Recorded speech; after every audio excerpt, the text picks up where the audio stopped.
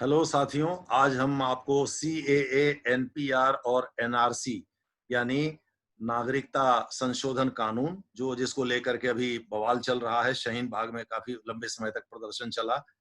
और NPR NPR का मतलब है राष्ट्रीय पॉपुलेशन रजिस्टर, राष्ट्रीय जनसंख्या रजिस्टर। इसके बारे में हम लोग चर्चा करेंगे। इसको अभी कोरोना की वजह से रोक दिया गया है, ये पूरे देश में कराया जा रहा था।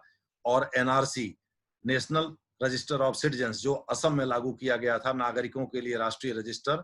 इनके बारे में हम लोग चर्चा करेंगे और क्यों अल्पसंख्यक समुदाय के मन में आशंका है, क्या यह जेन्युइन है या नेताओं के द्वारा भड़काया गया, यानी विरोधी दलों के द्वारा भड़काया गया है, इसके बारे में हम लोग चर्चा करेंगे। अब आ जाइए सीएए को देखिए।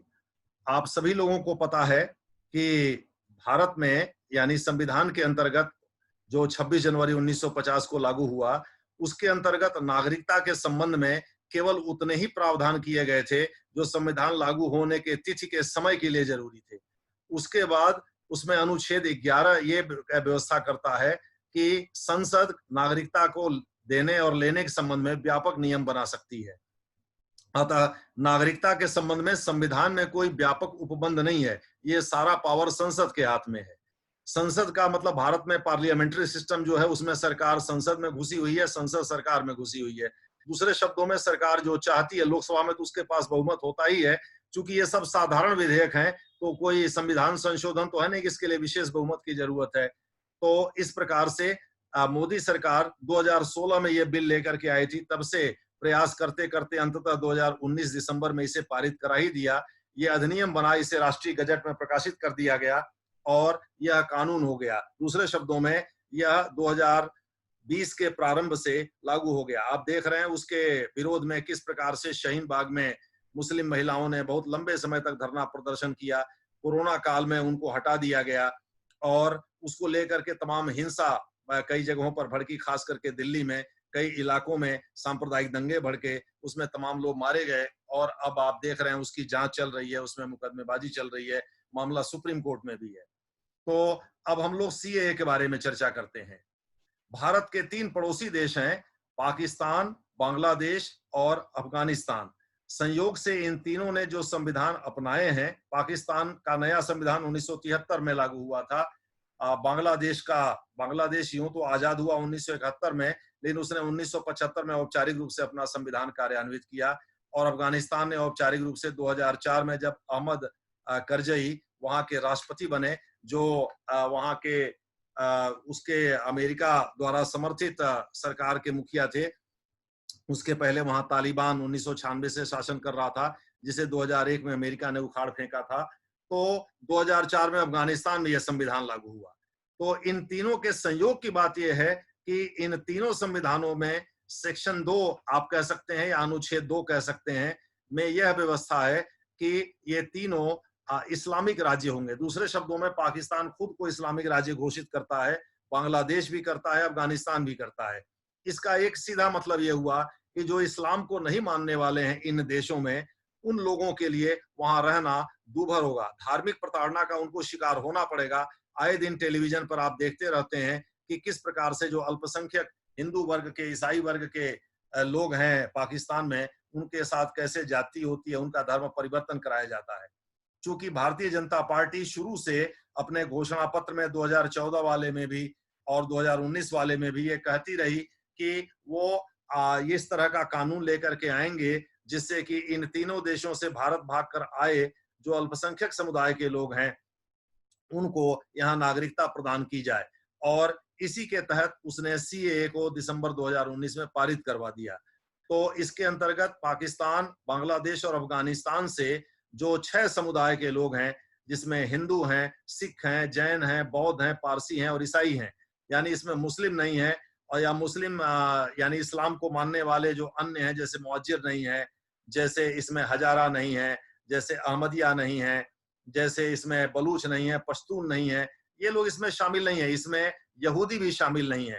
तो इस प्रकार से इन केवल 6 संप्रदाय के लोगों के लिए ही ये कानून मोदी सरकार ने पारित करवाया संसद से, जिसमें इनको अगर ये भाग करके भारत आते हैं और यहाँ 6 वर्ष तक उनको रहते हो गया, यानी 5 वर्ष प्लस आवेदन करने के 1 वर्ष पहले से अगर वो भारत में रह रहे हैं, तो ऐसी दशा में सामान्य स्थिति में यह 12 वर्ष की अवधि है। 14 वर्ष में से 12 वर्ष होगा तब नेचुरलाइजेशन के तहत, देशीकरण के तहत भारत की नागरिकता मिलेगी। यानी 11+1, 11 साल 14 साल में से आप भारत में रहे हो और या बारी बारी से रहे हो, लगातार रहे हो, लेकिन आवेदन करने के पहले 1 वर्ष से लगातार रह रहे हो, तो उस दशा में आपको भारत की नागरिकता मिल सकती है कुछ अन्य शर्तों के साथ। लेकिन इनके लिए अवधि घटा करके 6 वर्ष कर दी गई। 5+1 यानी 5 वर्ष आप भारत में रहे हो और 1 वर्ष पहले से रह रहे हो आवेदन करने के, तो आप भारत के नागरिक मान लिए जाएंगे। आप सभी लोगों को पता है कि पाकिस्तान में ज्यादातर जो हिंदू हैं वो वाल्मीकि समाज के लोग हैं, तो जाहिर है इसमें राजनीतिक एक नजरिया भी है जो अपने राजनीतिक दल अपने अपने तरीके से साध रहे हैं। खैर, तो इस प्रकार से सीएए को संसद से पारित करवाया मोदी सरकार ने और उसमें मुस्लिम को शामिल नहीं किया। अब उसमें जो विरोधी दलों का आरोप है कि भाई आजादी के बाद पहली बार ऐसा हो रहा है कि कोई नागरिकता कानून बने, हमारा देश एक सेक्युलर देश है, और कोई नागरिकता कानून बनाए और कहे कि धर्म के आधार पर हम किसी वर्ग को अलग या संप्रदाय को अलग करते हैं, तो फिर हमारे सेक्युलरिज्म का क्या हुआ? तो कौन देश क्या धर्म अपनाता है उससे मतलब नहीं है, मतलब तो यह है कि हम सेक्युलर हैं। तो ऐसी स्थिति में फिर हमारे लिए क्या होगा? यानी हमने तो एक तरह से कानून के सामने गैर बराबरी पैदा कर दी। तो इस प्रकार से वो लोग सुप्रीम कोर्ट गए हैं। अब देखना होगा कि सुप्रीम कोर्ट क्या करता है। साथ ही वो ये भी तर्क देते हैं कि श्रीलंका, नेपाल और म्यांमार से जो प्रताड़ना से भारत भाग करके आए लोग हैं, उनको आप क्यों नहीं नागरिक इसमें शामिल करते हैं? सच्चाई ये है कि म्यांमार, श्रीलंका और नेपाल ने सितंबर 2015 में, श्रीलंका तो 1948 में ही और म्यांमार ने 1988 में, इस प्रकार से वो सेक्युलर स्टेट उन्होंने घोषित किए खुद को। और अभी जब 2015 में आंग सान सू की सत्ता में आई तो उन्होंने उसी सेक्युलर स्टेट को आगे बढ़ाया। श्रीलंका में चाहे वो गोटबाया राजपक्षा हो या इसके पहले मैत्रीपाल सिरिसेना हो या उसके पहले महिंदा राजपक्षा हो, चंद्रिका कुमारतुंगा हो, प्रेमदासा हो, कोई भी हो, इन सभी के समय में श्रीलंका एक सेक्युलर स्टेट रहा है। तो इस प्रकार से मैं इसलिए इतना नाम गिनाया क्योंकि श्रीलंका में 5वीं बार एक संविधान सभा का गठन हुआ है। यानी श्रीलंका में संविधान, एक नए संविधान बनाने की तैयारी चल रही है और ये 5वीं बार होगा 1948 से, जब श्रीलंका एक नए संविधान को स्वीकार करेगा। नेपाल में पहले राजशाही था, आप सभी लोगों को पता है, लेकिन सितंबर 2015 में वहां संविधान लागू हुआ और वह गणतंत्र हो गया। वह भी एक सेक्युलर स्टेट है। तो मोदी सरकार का कहना है भाई नेपाल हो, श्रीलंका हो, म्यांमार हो, जब ये सेक्युलर हैं तो वहां धर्म के नाम पर प्रताड़ना हो ही नहीं सकती। तो धर्म के नाम पर प्रताड़ना केवल पाकिस्तान, बांग्लादेश और अफगानिस्तान में ही हो सकती है। तो इस प्रकार से, और वो केवल उन लोगों को ही की ही हो सकती है जो इस्लाम को नहीं मानने वाले हैं। तो इस प्रकार से हमारा कर्तव्य क्या बनता है कि वहां से कोई भाग कर आए। हम United nation human rights council के मेंबर हैं। 1948 में United Nations human rights commission का जो ड्राफ्ट था उसको एक गांधीवादी महिला नेता हंसा मेहता ने ड्राफ्ट किया था। तो क्या हमारा यही फर्ज बनता है कि हम उनको दुत्कार कर भगा दें? तो इस आधार पर मोदी सरकार ने उनको नागरिकता देने की व्यवस्था की है। उनका कहना है भाई देश के भीतर जिन लोगों को नागरिकता मिली हुई है उनके सेहत पर तो इससे कोई असर पड़ता ही नहीं, वो तो जो नागरिक हैं वो रहेंगे, तो फिर वो क्यों विरोध कर रहे हैं? तो अब विरोध क्यों कर रहे हैं इसके बारे में आपको आगे बताया जाएगा। तो इस प्रकार से जो है सीएए जो है वो इन 3 देशों से धार्मिक प्रताड़ना, राजनीतिक, सामाजिक और आर्थिक प्रताड़ना नहीं, धार्मिक प्रताड़ना के जो शिकार लोग हैं, भारत भाग कर आए हैं, उनको नागरिकता देने से संबंधित है। अब इसका एनआरसी और एनपीआर से क्या संबंध है, इसके बारे में संक्षेप में हम चर्चा आगे करेंगे। अब आप इसमें कुछ उपबंध आपको डाल दिए गए हैं। नागरिकता, जो संविधान जब हमारा लागू हुआ तो उसके उस समय जो है अनुच्छेद 5 से अनुच्छेद 11 तक की जो व्यवस्था थी, उसमें से अनुच्छेद 5 से 10 आज की डेट में बेमानी हो गए हैं। यानी 26 जनवरी 1950 को जिस दिन हमारा संविधान लागू हुआ, ये उस समय के लिए व्यवस्था थी। आज की डेट में यह संसद के द्वारा अनुच्छेद 11 ये कहता है कि संसद को नागरिकता देने और लेने के संबंध में कोई भी कानून बनाने का पूरा अधिकार है। तो इसी के तहत जो है संसद ने 1955 में नागरिकता अधिनियम पारित किए। तो जो इस समय जो कुछ भी नागरिकता के संबंध में उपबंध है वो 1955 के नागरिकता अधिनियम और बाद में उसी अधिनियम को संशोधित करके जो कानून बनाए गए उनसे गवर्न होते हैं। और इसलिए 26 जनवरी 1950 को जो हमारा संविधान लागू हुआ, उसमें जो अनुच्छेद 5 से लेकर के 11 तक की व्यवस्था है, उसमें 11 को छोड़ करके शेष सभी बेमानी हो गए। आंशिक रूप से अनुच्छेद 8 को कह सकते हैं कि प्रभावी है, यानी थोड़ा सा प्रभावी है, लेकिन अगर आप पूरे की बात करें तो पूरा वो भी प्रभावी है, पूरा केवल 11 ही प्रभावी है, क्योंकि वो संसद को कानून बनाने का अधिकार देता है इस संबंध में। तो अनुच्छेद 5 जो है पोर्चुगीज को एक्चुअली नागरिकता देने से संबंधित था, और इसलिए इसमें डोमिसाइल अधिवास को तरजीह दी गई थी, यानी जो लोग कहीं अपने खानदानी तौर पे रह रहे हो या जिन्होंने जहां रहने का मन बनाया हो, वो उनका डोमिसाइल यानी वो जगह उनके लिए एक प्रकार से जीने मरने की जगह हो गई, डोमिसाइल हो गया। अनुच्छेद 6 उस से संबंधित है जो पाकिस्तान में आज क्षेत्र है, और वहां से लोग भारत आए थे। एक खास तिथि जो दिया हुआ है इसमें, उसके पहले 19 जुलाई 1948 के पहले, और वो भारत के नागरिक मान लिए गए। हालांकि जो लोग इस तिथि के बाद, चूंकि इस दिन परमिट कानून लागू हुआ था, अतः इसके बाद जो लोग आए थे उनको पंजीकरण के आधार पर ही भारत का नागरिक स्वीकार किए जाने की व्यवस्था की गई थी। अब इसी प्रकार से अनुच्छेद 7 है, अनुच्छेद 7 भी पाकिस्तान से ही संबंधित है।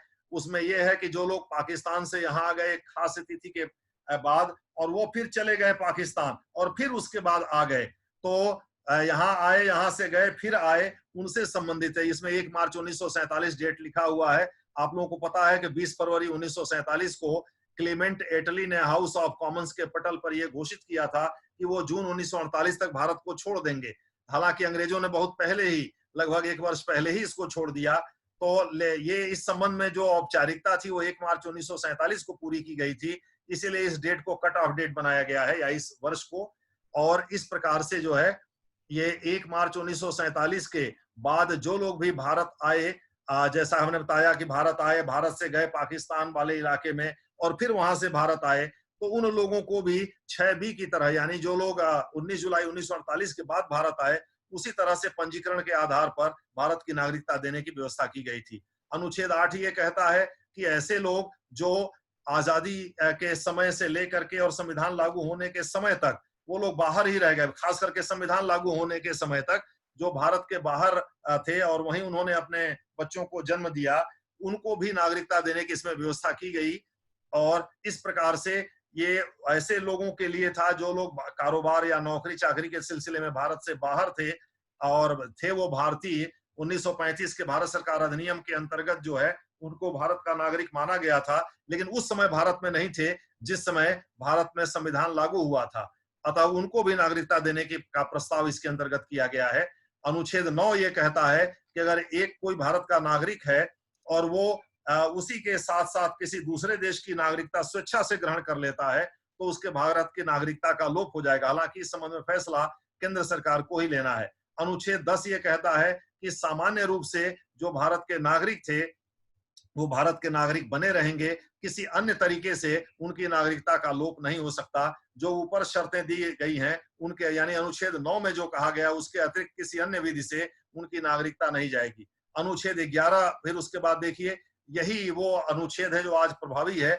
ये कहता है कि नागरिकता देने और लेने के संबंध में कोई भी जो कानून है उसे बनाने की शक्ति संसद में निहित होगी, और ये आज जो कुछ भी हो रहा है वास्तव में संसद को जो अधिकार है वो इसी के तहत प्राप्त है।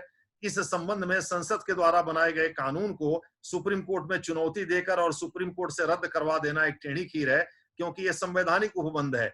देखिए इसमें लिखा भी हुआ है, इस भाग के पूर्वगामी उपबंधों की कोई बात नागरिकता के अर्जन और समाप्ति के तथा नागरिकता से संबंधित अन्य सभी विषयों के संबंध में उपबंध करने की संसद की शक्ति का अल्पीकरण नहीं करेगी। यानी ऊपर जो भी चीज कही गई है या बाद में जो भी चीज की जाएगी, संसद को जो शक्ति मिली हुई है उसे वो छोटा नहीं कर सकती। संसद को इसमें अपार शक्ति मिली हुई है। अतः जो नागरिकता संशोधन अधिनियम 2019 है, CAA जिसको कहते हैं, और जिसको लेकर के विरोध चल रहा है, अब मुझे ऐसा लगता है कि सुप्रीम कोर्ट से शायद ही इस मामले में राहत मिले विरोधी दलों को, और वो इसलिए कि अनुच्छेद 11 जो है ये बहुत ही तगड़ा, जिसको सैक्रोसेंक्ट बोलते हैं अंग्रेजी में, ये ऐसा उपबंध है जिसको ओवरराइड करना कोर्ट के बूते की बात नहीं है।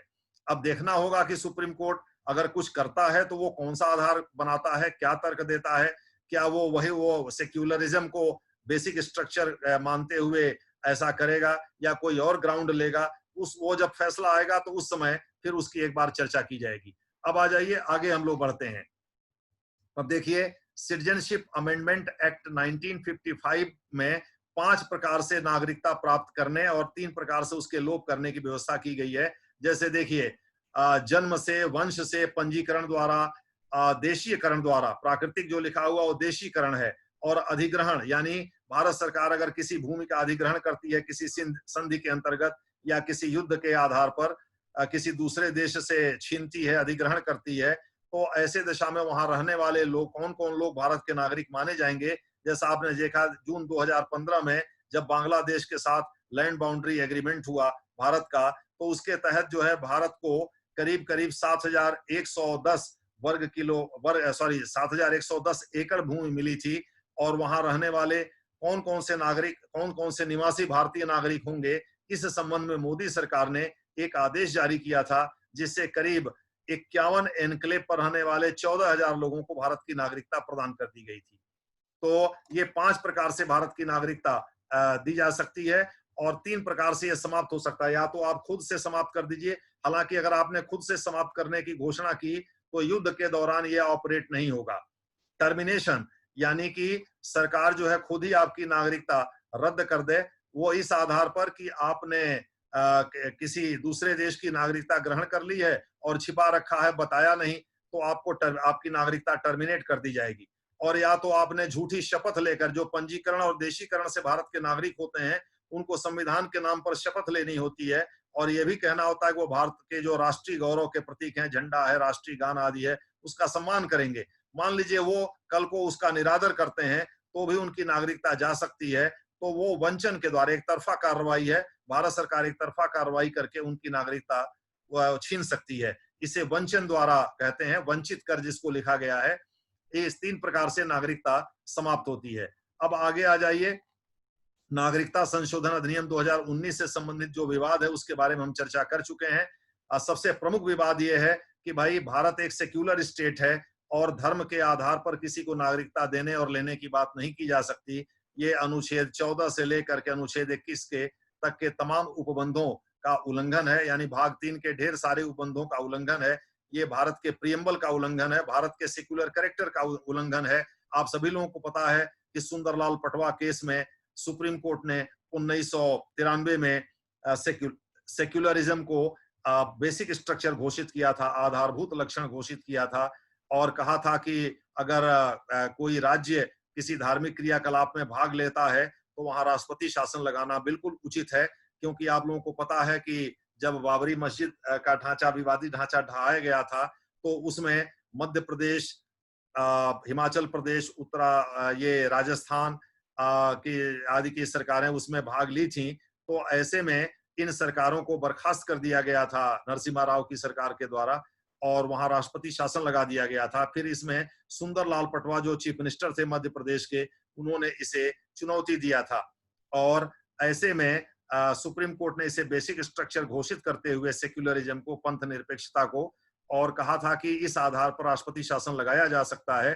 तो जाहिर है विरोधी दल इसी तरह का तर्क दे रहे हैं कि भाई सेक्युलरिज्म का उल्लंघन इन्होंने किया है, इसलिए इस अधिनियम को रद्द किया जाए।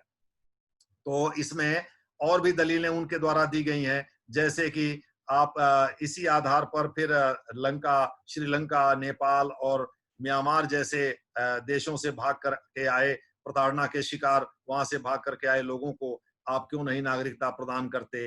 आप ये कैसे कर सकते हैं कि जो इलीगल माइग्रेंट हैं, चूंकि जो पाकिस्तान, बांग्लादेश और अफगानिस्तान से भागकर यहाँ आए हैं, जाहिर है वहां के सरकारों के पासपोर्ट होल्डर नहीं है। जब पासपोर्ट होल्डर नहीं है तो यहाँ की सरकार उनको वीजा नहीं देगी, तो वो अवैध मान लिए जाएंगे प्रवासी, भले वो घुसपैठिए ना हो।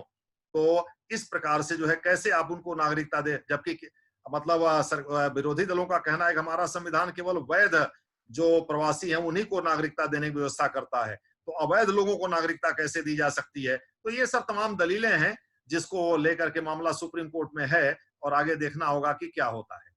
अब आ जाइए, आगे हम लोग आते हैं और इसमें देखते हैं एनपीआर और एनआरसी में क्या अंतर है।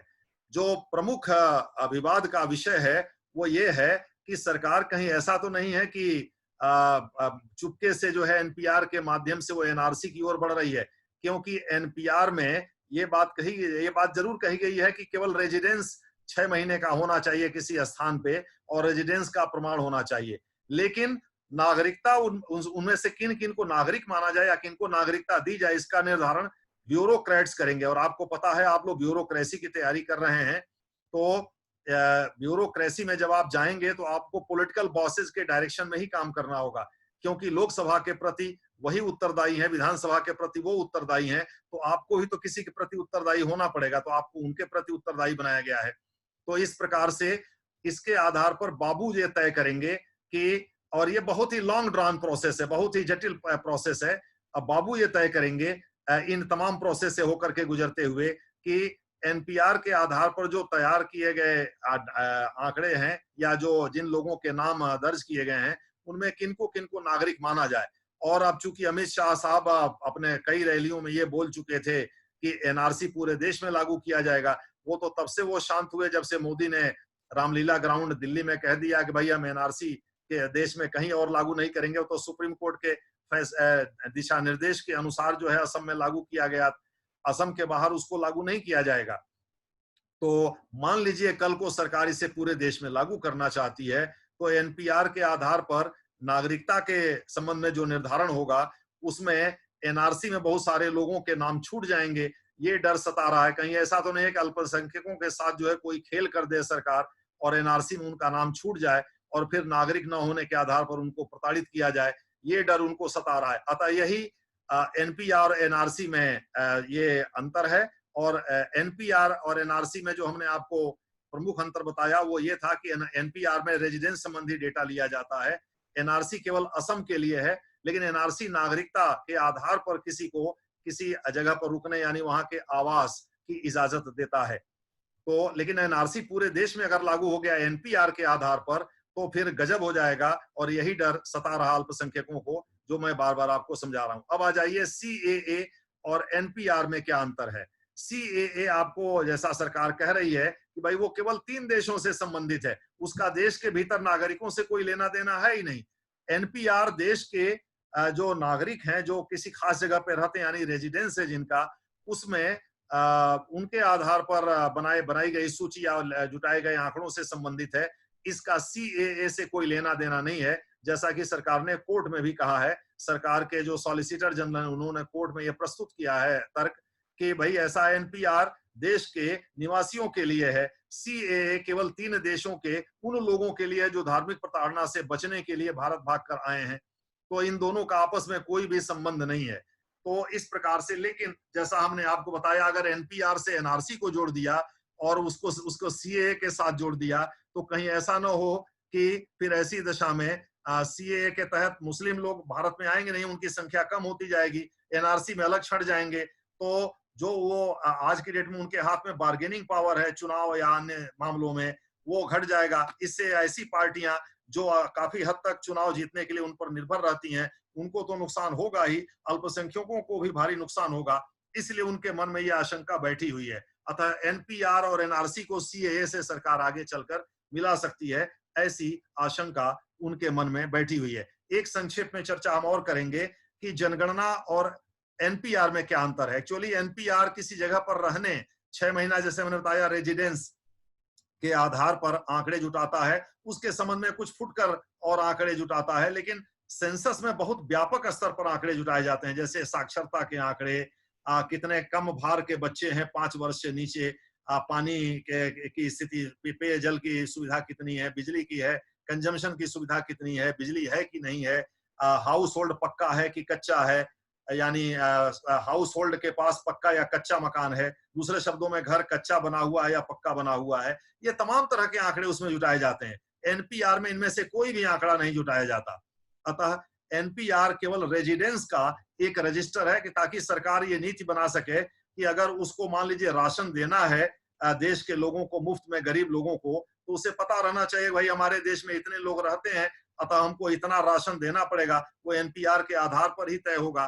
तो इस प्रकार से सेंसस और एनपीआर में काफी अंतर है। सेंसस के आधार पर लॉन्ग टर्म पॉलिसी सरकार बनाती है, एनपीआर के आधार पर शॉर्ट टर्म पॉलिसी बनाती है। एनपीआर जैसे अभी कोरोना के काल में आप देखें जिस तरह से लॉकडाउन हुआ, उसमें बड़ी कारगर होगा।